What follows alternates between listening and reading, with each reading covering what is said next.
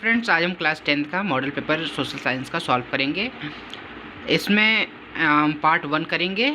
इसका मतलब ये है कि पार्ट 2 भी होगा। पार्ट 2 में हमारा जियोग्राफी और इकोनॉमिक्स का सेशन होगा। इसमें हिस्ट्री और पॉलिटी का सेशन है और इसको एक्सप्लेन भी करेंगे 1 बाय 1 करके। सो स्टार्ट करते हैं। First question multiple choice question है। What is the main feature of Belgium model? Answer है power sharing of all ethnic groups. Second question है due to which incident Mahatma Gandhi postpone non cooperation movement?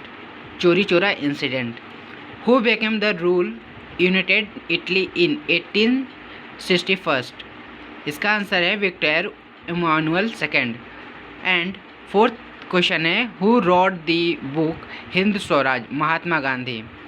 After which war unification Germany was completed? Answer इसका France और Prussia war. And last MCQs है in which schedule of the constitution language are placed? 8। Very short answer type question. Mention any 2 satyagraha movement of Gandhi ji? Answer है इसका first Champaran in Bihar, second Kheda in Gujarat. 8th question है why democratic government is consider popular? Give 2 reason. 2 reason देने हैं कि जो democratic government है वो क्यों इतना फेमस है, इसके बारे में। Democratic government is considered the popular because first promote equality among citizen. जो सिटीज़न है उसमें समानता देखती है, बराबरी देखती है। एंड सेकंड है it provide a method of resolve conflict, और उनकी प्रॉब्लमों को सॉल्व करती है। Name 2 democratic countries situated on the north eastern boundaries of India? इसका आंसर है Bhutan and Bangladesh. And 10th question हमारा शॉर्ट में आ जाएगा, short answer type question. Who were Marianne and German? What was the objective of protecting them? And इसका answer है Marianne and German were the female allegory of France and Germania nation respectively. Significance importance of protecting female figures. The female allegory suited as the professional of the republic and the liberty. They were protected such that would install a sense of nationality in the citizen of this country. In France, marine characters were drawn from those of liberty and republic. The red cap of tricolor, the cockade status of the marine were erected in public square to remind the public of nation. Symbol of the unity Germania were the crown of oak leaf which stand for Hiroshima. Question कहना चाह रहा है कि marine और German कौन थी और इनका क्या इम्पोर्टेंट था और इन्हें क्यों इतना फेमस माना गया है। तो जो मैरिन और जर्मन थी वो हमारे फ्रांस, जो हमारा कंट्री है फ्रांस और जर्मन, वहाँ की ये फीमेल एल्गोरी थी, सिंबल थी जो उस कंट्री को रिप्रेजेंट करती हैं। जैसे हमारे इंडिया के लिए भारत माता है, उसी तरह फ्रांस के लिए मैरिन एंड जर्मन के लिए जर्मेनिया। इसके बारे में डिटेल में लिखना है, शॉर्ट आंसर है। मैंने इतना लिखा है, इसका मतलब ये नहीं कि आप पूरा छाप लें। आप इसे समझिए और अपने शब्दों में लिखें। इतना लिखें कि सफिशेंट हो शॉर्ट आंसर टाइप में। एंड नेक्स्ट क्वेश्चन है what was Rowlatt act? How did Gandhi ji oppose this act? Rowlatt act क्या था? गांधी जी ने इसे क्यों अपोज किया? तो it was black act which gave the British government immense power, they repressed political activities and allowed detention of political prisoners without trial for 2 years. ये एक black act था जो ब्रिटिश गवर्नमेंट द्वारा लागू किया गया था। इस एक्ट के अंदर ये होता था कि जो किसी भी व्यक्ति को किसी भी बिना मतलब के उठा ले जाते थे जेल में, उन्हें बंद कर देते थे। और जैसे कि आज के समय में अगर किसी को ले जाया जाता है जेल में तो 24 घंटे के बाद उनके ऊपर एक्शन लिया जाता था। लेकिन जो हमारे ये ब्लैक एक्ट रॉलेट एक्ट है, इसके अंदर ऐसा नहीं था। उनको कैदियों को जेल में ले जाते थे, 2 साल तक कोई भी एक्शन नहीं लिया जाता था। और यही कारण एक बनता है जिसकी वजह से गांधी जी ने इसे अपोज किया है। Mention 3 challenges of the present democratic system. 3 challenges हमें बताना है जो प्रेजेंट डेमोक्रेटिक सिस्टम में है। ये फंडामेंटल चैलेंजेस हो गया, चैलेंजेस ऑफ एक्सपेंशन हो गया, and the deep challenges of डीपिंग of democracy.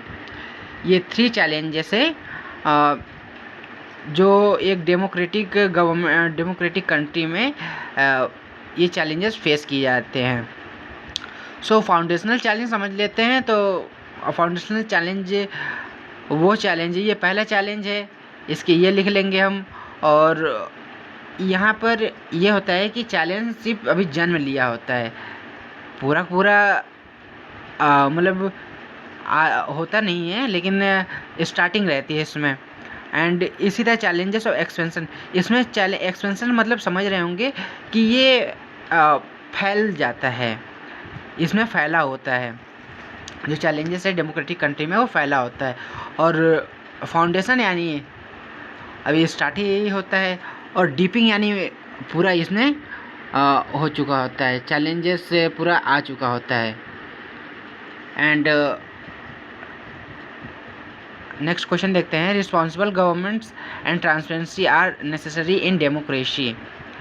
Responsible governments और ट्रांसपेरेंसी क्यों एक डेमोक्रेटिक कंट्री में क्यों ज़रूरी है, इसके बारे में देखते हैं।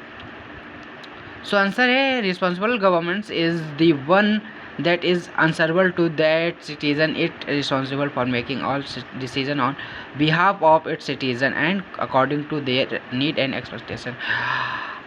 रिस्पॉन्सिबल गवर्नमेंट्स, रिस्पॉन्सिबल मतलब समझ रहे होंगे कि एक जिम्मेदार गवर्नमेंट एक डेमोक्रेटिक कंट्री के लिए क्यों और कितना ज़रूरी होगा वो आप समझ सकते हैं। जैसे आपके घर के लिए आपके पेरेंट्स कितने जिम्मेदार हैं और कितने वो एक्शन लेते हैं, आपको बता के लेते हैं, आप पूरे फैमिली में डिस्कस करके लेते हैं या वैसे लेते हैं। बस यही चीज़ एक कंट्री पर लागू करते हुए देखा जा रहा है कि रिस्पॉन्सिबल यानी जिम्मेदार और ट्रांसपेरेंसी यानी पारदर्शी। ट्रांसपेरेंसी जो भी वो एक्शन ले रहे हैं वो पूरा मतलब सब कुछ बता के ले रहे हैं, ऐसा नहीं कि चोरी छिपा ले रहे हैं। ये इनका एक फीचर है एक डेमोक्रेटिक गवर्नमेंट्स में। आप इसे समझिए और अच्छे से लिखने की कोशिश कीजिए। और लॉन्ग आंसर देख लेते हैं। Mention the 3 types of movement और flow within the international economic exchange. Educate your answer with example.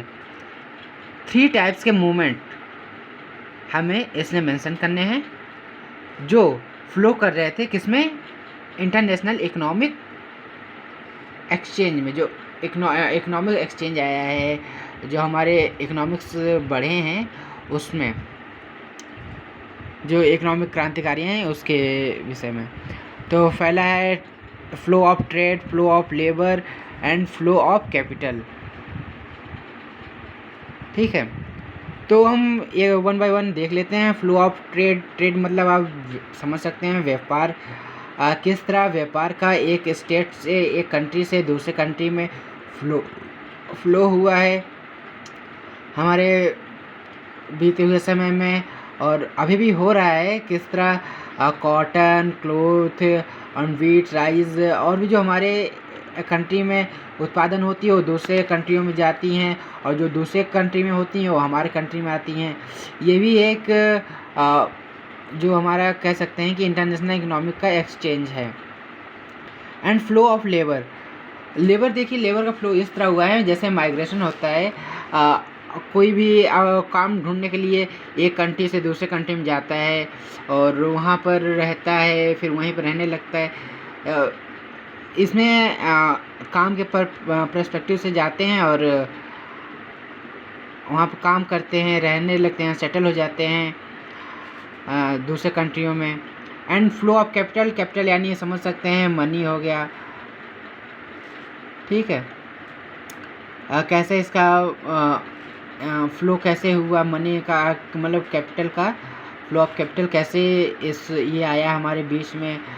Financial, agriculture and plantation in various Asian and African countries. And और नेक्स्ट क्वेश्चन है what were the causes of great depression after the first world war, describe any two effects. देखिए question कह रहा है कि causes क्या क्या हैं ग्रेट डिप्रेशन के और इसके कोई 2 इफेक्ट हमें बताने हैं। तो कॉजेस इसके देख लेते हैं। The great depression attribute to the combination of following factors, stagnative monetary policy adopted by the central bank of America. जो ये TMP है, इसे सेंट्रल बैंक ऑफ अमेरिका ने अडॉप्ट कर लिया था, ले लिया था। Stock market crisis of 1929, stock market crisis हो गए थे 1929 में। और the failure of bank which was the impact of the stock market crash as more people withdraw their saving from the bank leading to closure. Bank बंद हो गए थे क्योंकि बैंक उस समय बहुत कर्जे में चल गया था, इसकी वजह से उन्हें जाना पड़ गया था।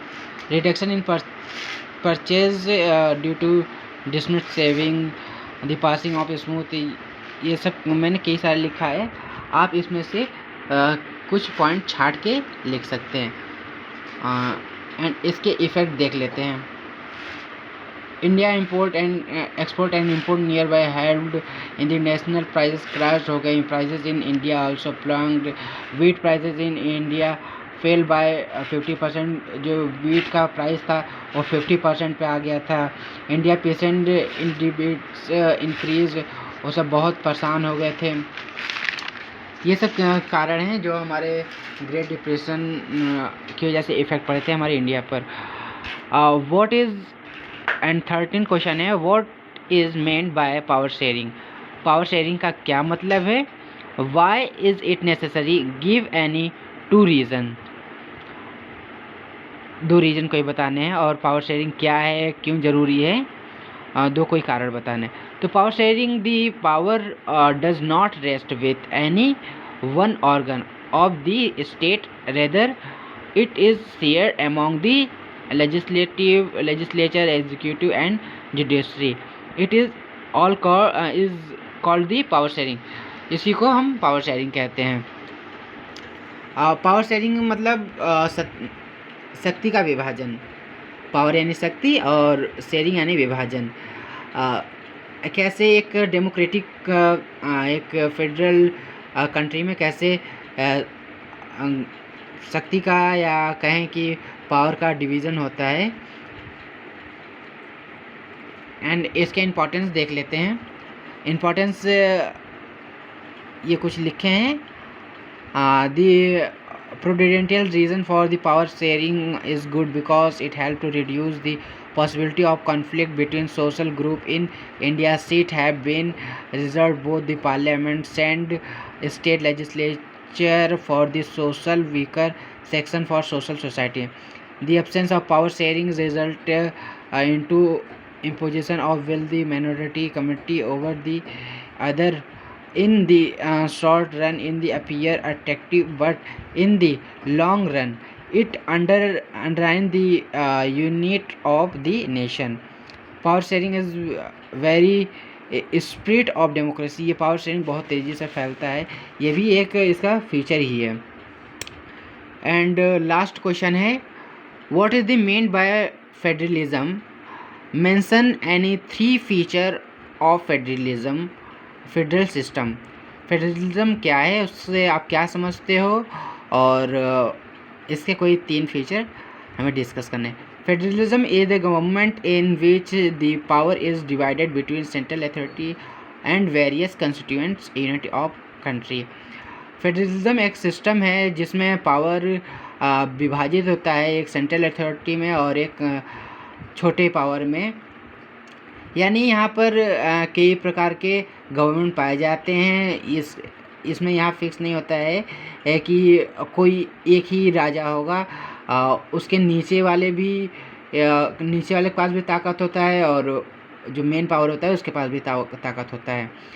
ताकत मीन्स ये नहीं कि उनके पास पावर होता है कि वो आवाज़ उठा सकें सही गलत के विषय में, इस तरह के पावर होते हैं। अब फीचर देख लेते हैं। फीचर है different tier of government have tier there on jurisdiction regarding legislature, taxation and administration. The extension the authority reach tier of government is continuously granted. The exchange in fundamental provision of the constitution require the consent of both the level of governments. At the same time, accommodate reasons diversity and ideal federal system of government must have mutual trust and argument to live together. ये कुछ features हैं, इन्हें हमें याद करने हैं। ये सारे क्वेश्चन हमारे क्लास 10th जो इस बार 2021 से 22 में मॉडल पेपर लॉन्च हुआ है उसमें आए हैं। मैं आपको एक बार फिर से ये पूरे क्वेश्चन दिखा देता हूँ ताकि आप सही से नोट कर सकें। देखिए,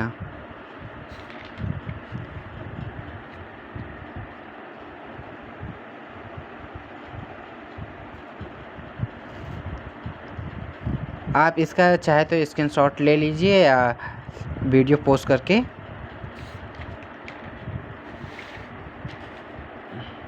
इसको नोट कर लीजिए। हम जल्दी कोशिश करेंगे कि इसका जो पार्ट 2 है वो अपलोड कर दें, और मैप वर्क भी हम कोशिश करते हैं जल्द से जल्द अपलोड कर दें आप लोगों के लिए।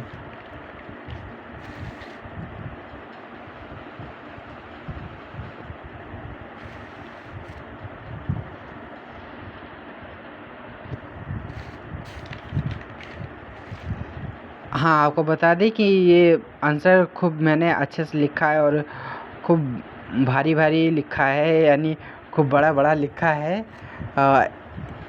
आप इसको मतलब जितना पढ़ेंगे उसका आपको पूरा तो याद नहीं रहेगा, लेकिन उसे समझ कर लिखने की कोशिश कीजिएगा, और समझ कर लिखेंगे ज़्यादा अच्छा रहेगा। और रटने की कोशिश ना कीजिए इस समय, क्योंकि समय अब नहीं रहा है। ओके।